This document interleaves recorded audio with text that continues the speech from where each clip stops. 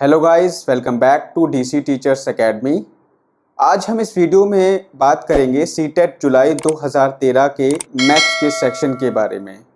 जैसा कि आपको पता है कि हमारे वीडियोस की सीरीज़ चल रही है। ऑलरेडी मैं 2019 से लेकर के 2014 तक के जितने भी प्राइमरी के पेपर्स हैं उनके मैथ्स के सेक्शन को मैं सॉल्व करा चुका हूं। आप जाकर के मेरे YouTube पर प्लेलिस्ट बनी हुई है सीटेट मैथ्स के नाम से, उसमें जाकर के सभी वीडियो आपको मिल जाएंगे। तो आज हम शुरुआत करेंगे सीटेट 2013 के पेपर के बारे में, इसके मैथ्स के सेक्शन को सॉल्व करेंगे। तो पहला क्वेश्चन आपको स्क्रीन पर दिख रहा होगा। किसी वर्ग का परिमाप 24 सेंटीमीटर और किसी आयत की लंबाई 8 सेंटीमीटर है। यदि वर्ग और आयत के परिमाप बराबर हो तो आयत का क्षेत्रफल कितना होगा। तो यहाँ पर दो चीजें हैं। अब देखो, आपको एक चीज तो यहाँ पर कंफर्म हो ही रही होगी कि क्वेश्चन जो है आपके बार बार वही क्वेश्चंस रिपीट हो रहे हैं। पैटर्न क्वेश्चंस का वही है, सिर्फ और सिर्फ डिजिट बदल दी गई है। तो एक चीज मैं आपसे बार बार कहता हुआ भी आया हूं कि अगर आप 2011 से लेकर के 2019 तक के पेपर ही सिर्फ और सिर्फ सॉल्व कर लेते हैं तो मैं इस बात की गारंटी देता हूं कि आपके सीटेट में बहुत अच्छे मार्क्स आएंगे।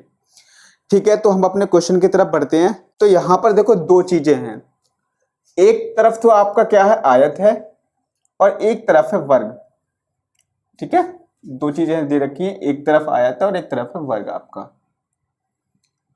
अब यहां पर देखो क्या क्या दे रखा है। किसी वर्ग का परिमाप 24 सेंटीमीटर है। वर्ग का परिमाप आपको दे रखा है 24 सेंटीमीटर। तो लिख दो यहां पर, वर्ग का परिमाप कितना है, 24 सेंटीमीटर। आपको ये पता है कि जो वर्ग का परिमाप होता है वो 4 गुणा भुजा होता है। 4 गुणा भुजा बराबर क्या होगा, 24 सेंटीमीटर। तो यहां से आप भुजा निकाल लोगे तो 24/4 मतलब 6 सेंटीमीटर आपकी भुजा आ जाएगी। इतना हमने यहां से कर लिया।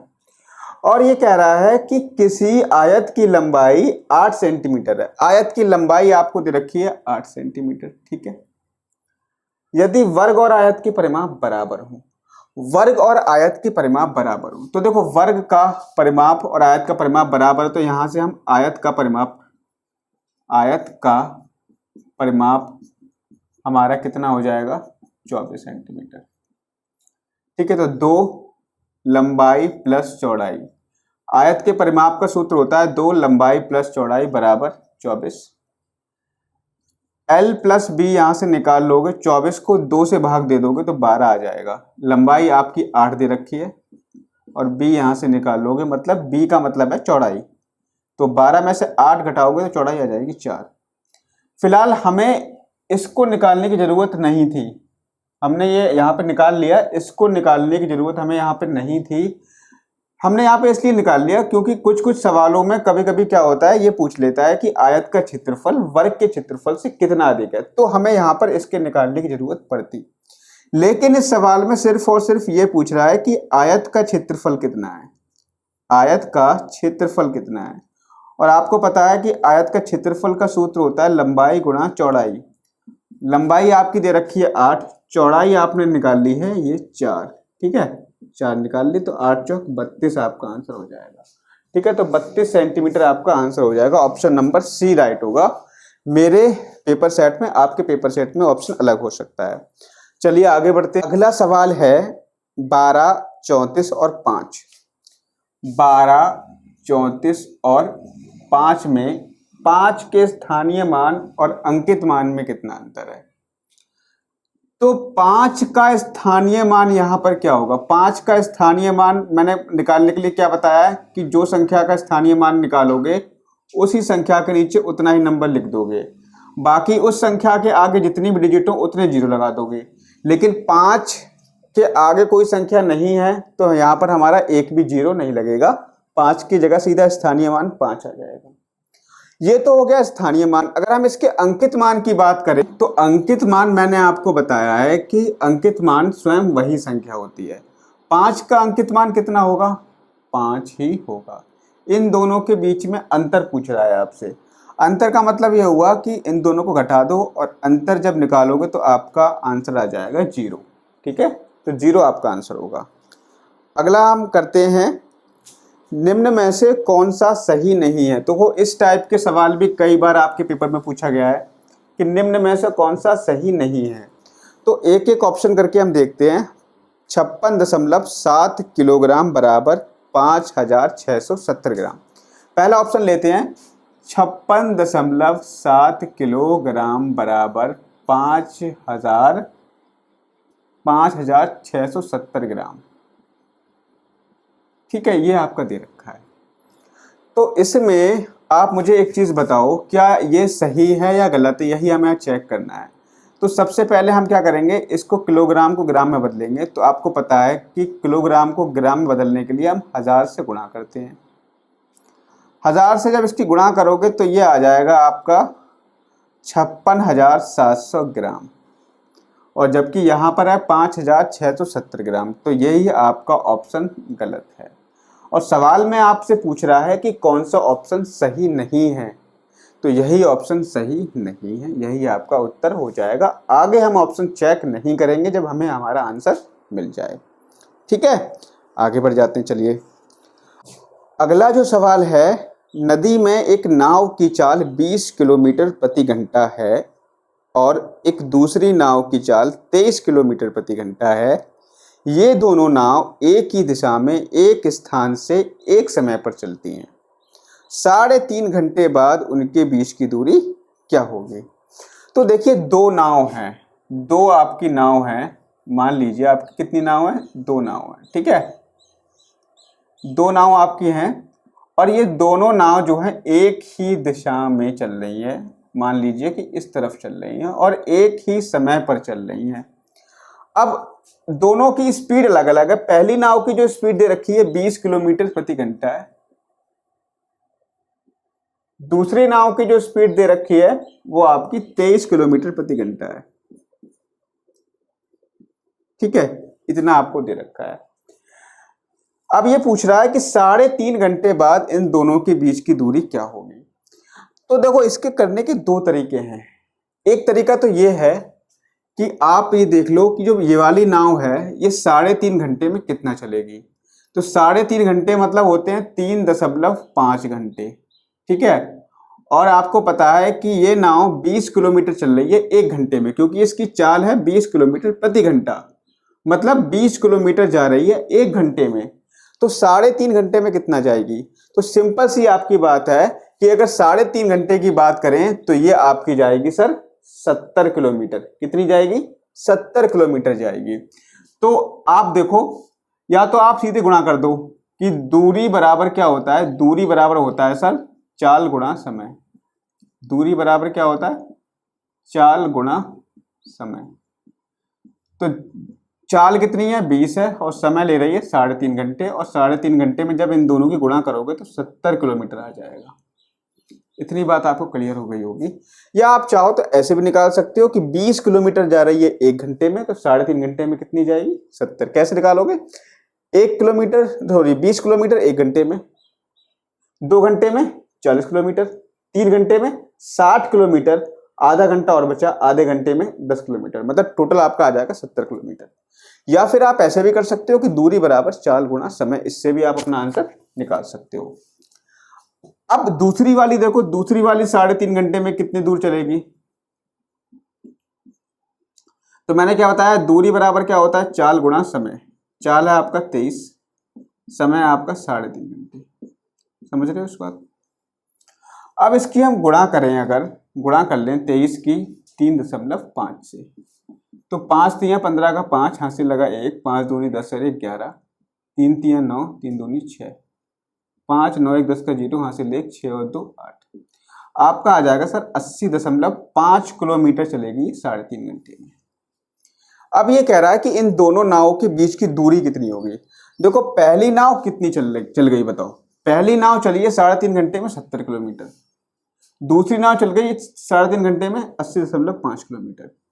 कौन सी नाव ज्यादा चली, दूसरी वाली नाव चली ज्यादा। कितना ज्यादा चली, तो आप क्या करोगे, 80.5 में से 70 घटा दोगे तो आपका आ जाएगा 10.5 किलोमीटर 10.5 किलोमीटर ज्यादा चली। यही आपका आंसर आ जाएगा। तो आपका आंसर है 10.5 किलोमीटर। एक तरीका तो आपका ये हो गया, और दूसरा तरीका आपका मैं आपको बता रहा हूं, इसको आप नोट कर लेना, इसको मैं मिटा रहा हूं, ठीक है।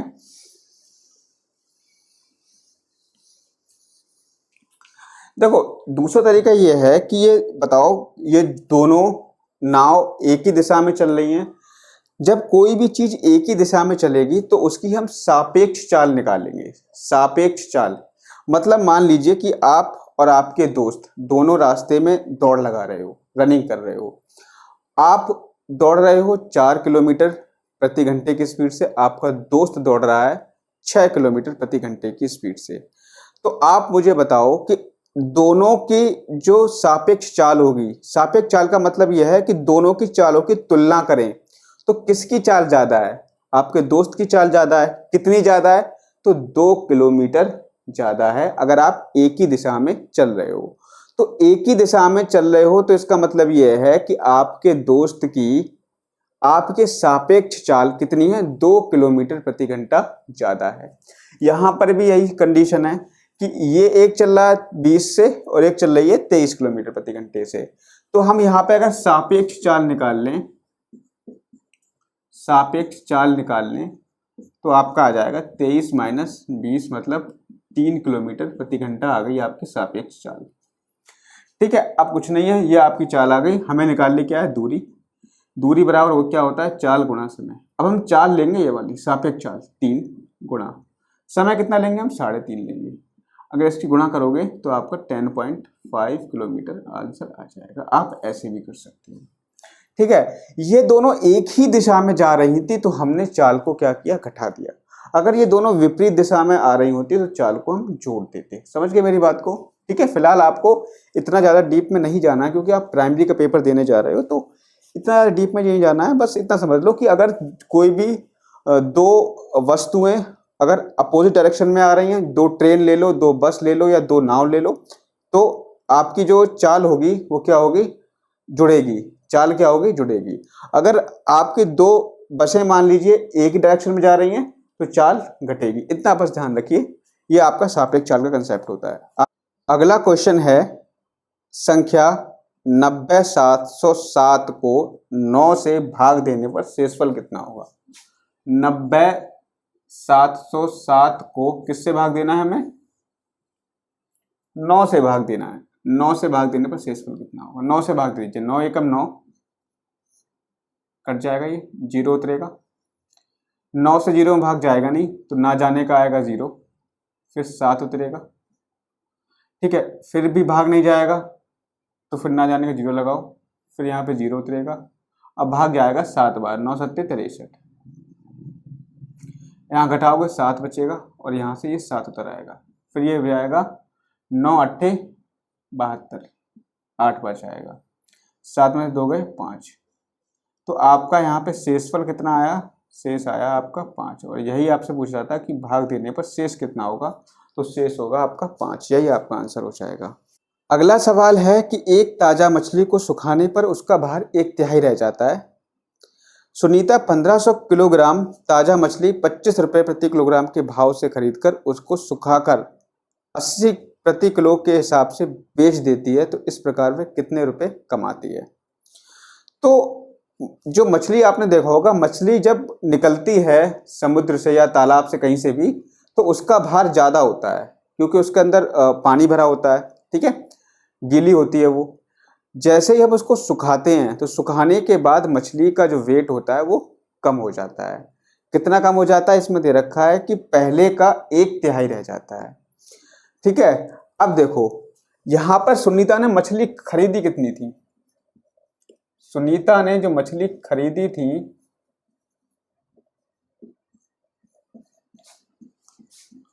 वो आपकी कितनी खरीदी थी? 1500 किलोग्राम। कितनी मछली खरीदी? 1500 किलोग्राम मछली खरीदी। ठीक है, अब ये कह रहा है कितने के भाव से खरीदी? 25 रुपए प्रति किलोग्राम के भाव से खरीदी। तो यहां पर उसने अपने पास से कुल कितने रुपए दिए होंगे? तो यहां से हम निकाल लेंगे इसका क्रय मूल्य। क्या निकाल लेंगे? क्रय मूल्य मतलब खरीदे गए जितने रुपए में उसने मछली खरीदी थी। तो क्रय मूल्य जो है आपका आ जाएगा, 1500 किलोग्राम मछली खरीदी और उसका भाव था 25 रुपये प्रति किलोग्राम। तो यहाँ से अगर आप आंसर निकालोगे तो 15 पंजे 75 का 5 हासिल 7, 15 दूनी 30 7 37, मतलब उसने 37,500 रुपये की मछली खरीदी। उसको फिर सुखाया, तो सुखाने के बाद भार कितना रह जाएगा इनका, ये बताओ पहले मुझे। सुखाने के बाद भार कितना रह जाएगा? सुखाने के बाद भार सर इसका रह जाएगा 1500 का, आप क्या निकाल लोगे? 1/3 निकाल लोगे, क्योंकि ये सवाल में यही कह रहा था कि सुखाने के बाद मछली का भार 1/3 रह जाता है। तो काट दो इसको, कितना आ जाएगा? 500 किलोग्राम। मतलब मछली का भार अब कितना रह गया? 500 किलोग्राम। अब वो उसने इसको किस हिसाब से बेच रही है? अब वो मछलियों को बेच रही है 80 रुपये प्रति किलोग्राम के हिसाब से। अब इसका जो विक्रय मूल्य होगा, मतलब उसने किस हिसाब से बेचा, विक्रय मूल्य 500 किलोग्राम मछली थी और 80 रुपये प्रति किलोग्राम के हिसाब से बेची, तो उसकी जो मछली बिकेगी वो आपकी 40,000 रुपये की बिकेगी। ठीक है। खरीदी कितने रुपए में थी? 37,500 रुपये में खरीदी थी। बिकी कितने में? आपकी बिकी 40,000 रुपये में। तो उसको कितने का फायदा हुआ, मतलब उसकी कमाई कितने की हुई? कमाई तो पूछ रहा है, प्रॉफिट कितना हुआ इसको? 40,000 रुपये में से अगर 37,500 रुपये आप घटा दोगे तो आपका आंसर आएगा सर 2,500 रुपये की उसको कमाई हुई। ठीक है, यही आपका आंसर आ जाएगा, यही आपसे पूछ रहा था। ठीक है, अब हम आगे बढ़ते हैं, ये सवाल आपको समझ में आ गया होगा। निम्न प्रतिरूप को देखिए, एक पैटर्न दिया हुआ है, उसको देखना है कि किस तरीके का पैटर्न फॉलो हो रहा है। उस पैटर्न को मैं यहाँ पे लिख लेता हूँ। 9 माइनस 1 भाग हम दे रहे हैं 8 से, तो कितना आ रहा है? 1 आ रहा है। इसके अलावा है 98 माइनस 2, इसको डिवाइड कर रहे हैं 8 से, तो 1 2 आ रहा है। 987 माइनस 3, इसको डिवाइड कर रहे हैं 8 से, तो आपका 1 2 3 आ रहा है। ऐसे ही एक और दे रखा है 9876 माइनस 4 डिवाइड बाई 8, तो आपका 1 2 3 4 आ रहा है। इसी तरीके से पूछ रहा है कि 98764 माइनस 6 डिवाइड बाई 8 कितना आएगा। तो हमें इस प्रकार के सवालों में पैटर्न पहचानना होता है कि पैटर्न क्या फॉलो कर रहा है। ठीक है, पैटर्न क्या फॉलो कर रहा है। तो यहां पर देखो पैटर्न पहचानने का तरीका क्या है। देखो आप यहां पर 9 माइनस 1 डिवाइड 8 से कर रहे हैं, तो 1 आ रहा है। 9 8 मतलब 9 से 1 कम किया तो हमने यहाँ 8 लिख दिया, यहां पर 1 को बढ़ा दिया 2, डिवाइड बाई 8 कर रहे हैं, तो 1 2 आ रहा है। मतलब 1 के आगे एक संख्या और बढ़ा दी हमने। 987 मतलब यहाँ 9 8 था और 8 में से 1 कम करके हमने यहाँ लिख दिया 987, और 2 को 1 बढ़ा के यहाँ लिख दिया 3 डिवाइड बाई 8, और यहाँ पर 1 2 2 के आगे 3 और बढ़ गया, यहाँ पे 1 2 3। ठीक है, तो कहने का मतलब ये है, यहाँ कितने नंबर है बताओ? यहाँ 3 नंबर है, तो यहाँ आ रहा है 1 2 3। यहाँ 9 8 है, तो यहाँ आएगा 1 2। यहाँ देखो 4 नंबर है, 1 2 3 4, तो यहाँ आएगा 1 2 3 4। यहाँ कितने नंबर है? 1 2 3 4 5 6, तो यहाँ आएगा सर 1 2 3 4 5 6। यही आपका आंसर हो जाएगा। समझ में आ गया?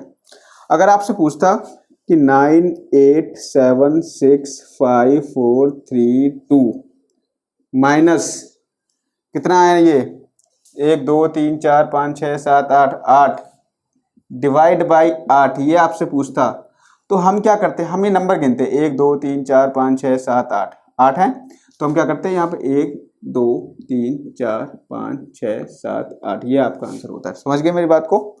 ठीक है, तो ऐसे हमें पैटर्न को पहचान करके क्वेश्चंस करने हैं। पैटर्न आपका अलग भी दे सकता है सीटेट। ठीक है, कई पेपर ऐसे आए हैं जिनमें पैटर्न आपका अलग दिया है। ठीक है, तो ये चीज आपको ध्यान रखनी है। हम अगला क्वेश्चन करते हैं। सवाल है, एक बोतल में 750 ml जूस भरा है और ऐसी 6 बोतलों को एक कार्टून में पैक किया जाता है। 450 लीटर जूस के लिए आवश्यक कार्टूनों की संख्या क्या है? भाई एक बोतल है, एक बोतल आपकी दे रखी है। ठीक है, एक बोतल है, उसमें आपका जूस कितना आ जाता है?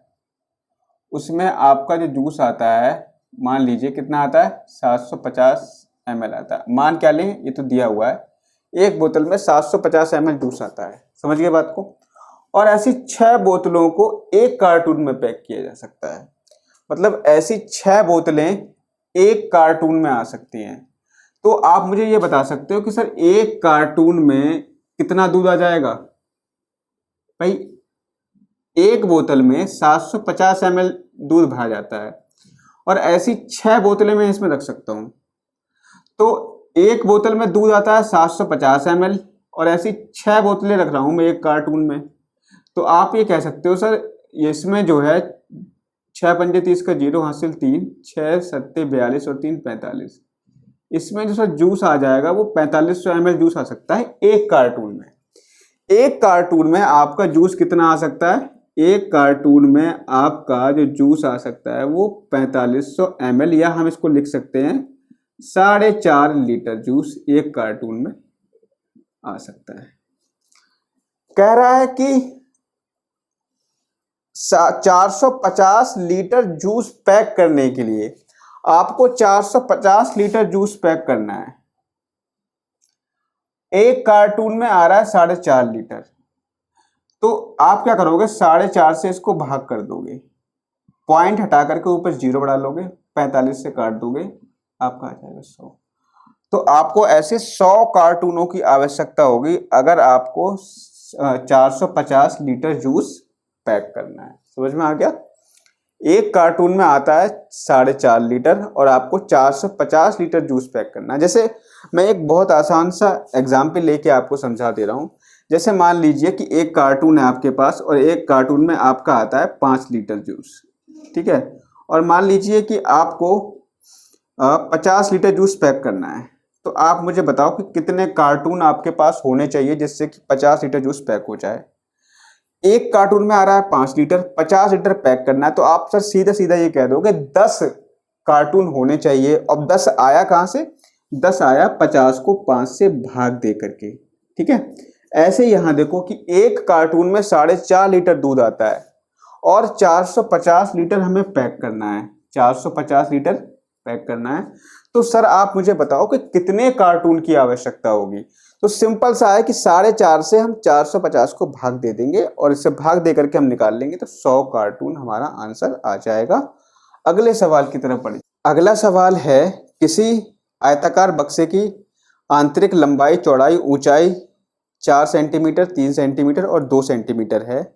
8664 सेंटीमीटर घनों को पैक करने के लिए कितने बक्सों की आवश्यकता होगी। तो यहां पर आपकी जो घनाभ है, आयताकार बक्सा का मतलब होता है घनाभ, और घनाभ में 3 चीजें होती हैं, लंबाई चौड़ाई और ऊंचाई। तीनों आपको दे रखी हैं। लंबाई है आपकी 4 सेंटीमीटर, चौड़ाई है आपकी 3 सेंटीमीटर, ऊंचाई है 2 सेंटीमीटर, ठीक है। आपको कितने घन पैक करने हैं, आपको घन पैक करने हैं 8664 सेंटीमीटर घन आपको पैक करने हैं। इतने घन आपको पैक करने हैं, ठीक है। तो इतने घनों को पैक करने के लिए कितने बक्सों की आवश्यकता होगी, समझ में आ गया। तो यहां पर देखो कि एक घनाभ जो होता है, एक घनाभ है उसका आयतन कितना है, मतलब एक बक्सा है, बक्से का आयतन निकाल सकते हो आप। बक्से का जो आयतन होगा सर वो लंबाई गुणा चौड़ाई गुणा ऊंचाई होगा, 4 गुणा 3 गुणा 2, तो 4 तियां 12 दूनी 24 सेंटीमीटर क्यूब। एक बक्से में कितने घन आ रहे हैं, एक बक्से में 24 घन आ रहे हैं। कितने घन पैक करने हैं हमें, 8664 घन पैक करने हैं। एक बक्से में 24 घन आ रहे हैं, तो हमें निकालना है कि कितने बक्सों की आवश्यकता होगी। तो अगर बक्सों की संख्या हमें निकालनी है तो हम क्या करेंगे, 8664 को 24 से भाग दे देंगे। सर भाग क्यों देंगे, मैं आपको बता रहा हूं कि मान लीजिए कि मेरे पास एक बक्सा है, उसमें आपके 5 घन आ रहे हैं, ठीक है। और मैं कहूं कि सर आपको 20 घन पैक करने हैं। कितने घन पैक करने हैं, 20 सेंटीमीटर घन पैक करने हैं। तो आप मुझे बताओ कि एक बक्से में अगर 5 घन आते हैं तो 20 घन पैक करने के लिए कितने बक्सों की हमें नीड पड़ेगी। तो आप कहोगे सर 20 को हम 5 से भाग दे दें तो आपका आंसर आएगा सर 4 बक्सों की नीड पड़ेगी। ऐसे ही यहाँ पर देखो, मेरे पास एक बक्सा है, उसमें 24 घन पैक हो सकते हैं, मुझे घन पैक करने हैं 8664। तो कितने बक्सों की आवश्यकता पड़ेगी?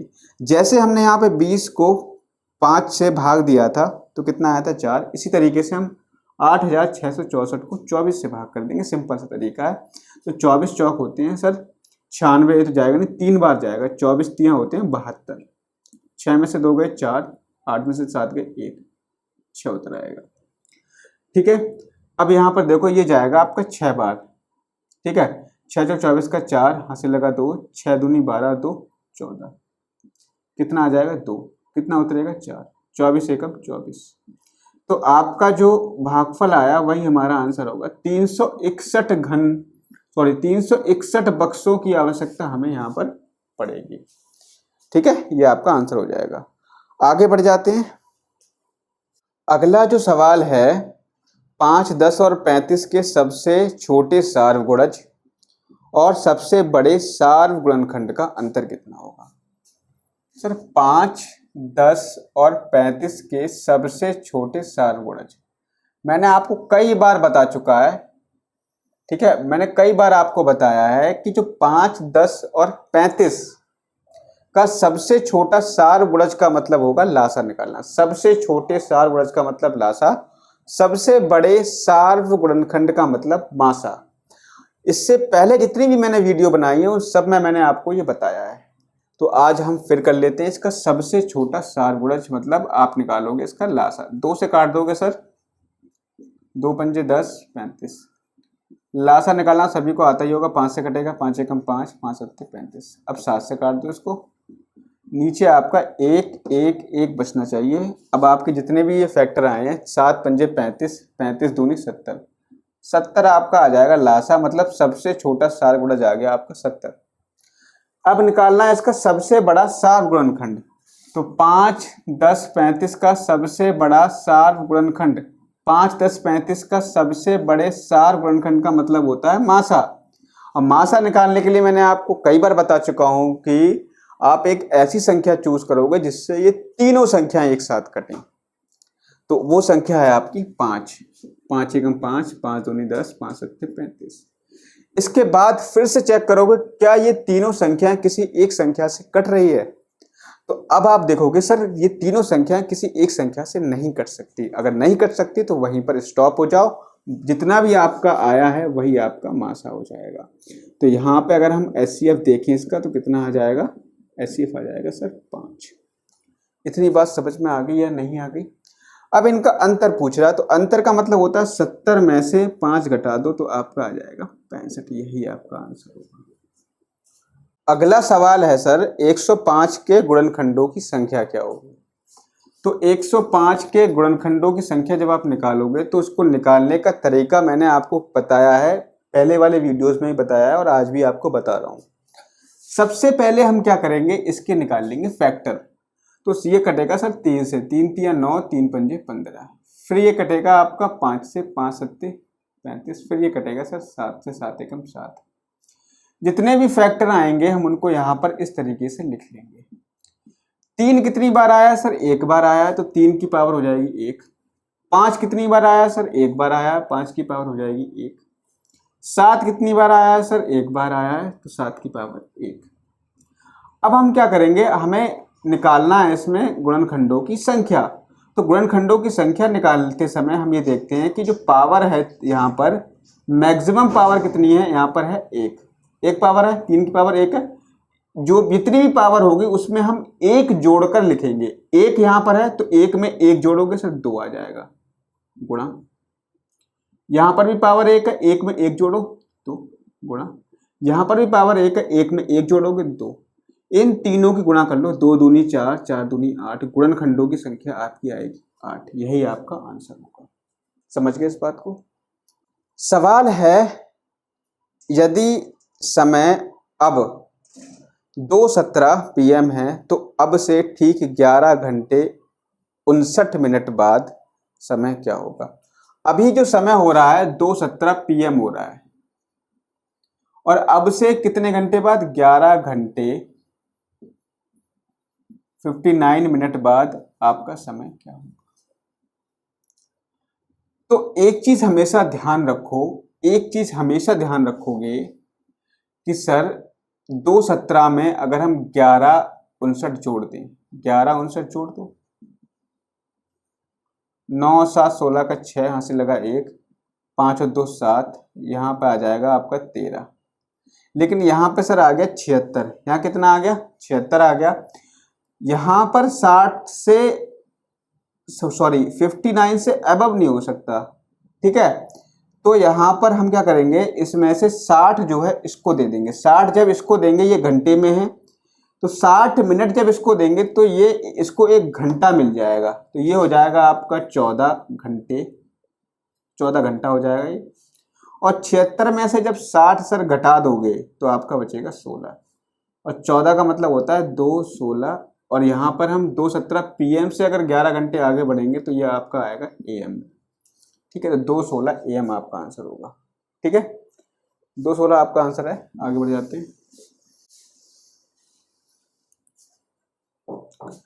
अगला सवाल है 3.5 समकोणों में डिग्रियों की संख्या। 3.5, 3 समकोण और प्लस आधा समकोण, यही तो हुआ 3.5 समकोण, है ना। एक समकोण में कितने डिग्री होते हैं, 90 डिग्री होते हैं। तो एक समकोण में 90 डिग्री प्लस हाफ, समकोण का मतलब फिर 90 डिग्री, 2 से काटो कितना आएगा 45 आएगा। 90 तियां 270 प्लस 45 कितना आ गया 5, 7 4 11 का 1 हासिल 1, 315 डिग्री, ये आपका आंसर आ जाएगा, ठीक है। आगे बढ़ते हैं। अगला सवाल है 11 इकाइयां, 11 इकाइयां प्लस 11 दहाइयां प्लस 11 सैकड़े। ये कह रहा है कि किसके बराबर है। तो सर 11 इकाइयां, इकाइयां का मतलब होता है 1, तो 11 गुणा 1। 11 दहाइयां, दहाइयां का मतलब होता है 10, तो 11 गुणा 10। 11 सैकड़े, सैकड़े का मतलब होता है 100, तो 11 गुणा 100। यहां से सर आपको मिलेगा 11 प्लस यहां से मिलेगा 110 और यहां से मिलेगा 1100। तो इन तीनों को जोड़ोगे अगर आप, तो आपका आ जाएगा कितना आंसर आएगा 1, तो यहाँ पे 1 आ जाएगा, 1 और 1 2, ठीक है। इसके अलावा 1 और 1 2, 200 1100 ये आएगा 1221 आंसर आपका आ जाएगा। कितना 1221 आपका आंसर आ जाएगा। तो यहाँ पर आपका आंसर है B सही हो जाएगा। समझ में आ गया मेरी बात। आगे बढ़ जाते हैं। 509 और 3028, 509 और 3028 का योग पूछ रहा है। बहुत आसान है, जोड़ दो, 9 8 17 का 7 हासिल 1, 2 1 3, तो 3537 आपका आंसर आ जाएगा। 3537 आपका आंसर होगा, ठीक है। तो इस पेपर के हमने सारे क्वेश्चंस हल कर लिए हैं और बाकी अगले वीडियो में हम एक और पेपर लेंगे और 2011 तक के सारे पेपर सॉल्व करेंगे।